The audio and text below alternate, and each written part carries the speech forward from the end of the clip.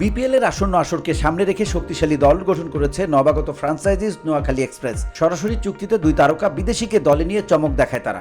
নিলামেও একাধিক তারকাকে দলে ফেরায় তারা। বিপিএল এর আসন্ন আসরে দলটির অধিনায়ক কে হতে পারে সে ব্যাপারে ইঙ্গিত দিয়েছেন দলটির কোচ খালেদ মাহমুদ সুজন।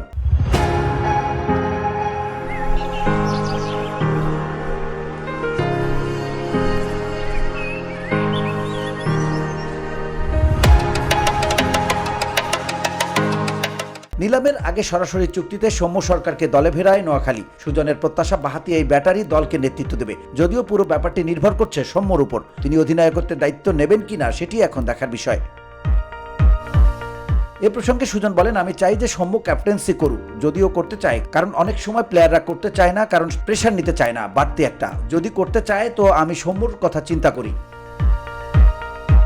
সম্প্রতি রাইজিং স্টার্স এশিয়া কাপে আগ্রাসী ব্যাটিংয়ের ঝলক দেখানো হাবিবুর রহমান সোহানকে কিনে নিয়েছে নোয়াখালী এক্সপ্রেস। তাকে নিয়ে দলটির কোচ বলেন, সোহান হলো পকেট ডায়নামো, মারবেই খালি। চার্লস, সৌম্য, কুশল তারা বেশ অভিজ্ঞ, তারা বিল্ড আপ করবে, খেলা এগিয়ে নেবে, এদের একটা প্রেশার থাকবে না। তো আমি সোহানকে কোনো প্রেশার দিতে চাই না, সৌম্য যাতে এদের ব্যাটিং ইজি করে দেয়। VOD Bangla news desk.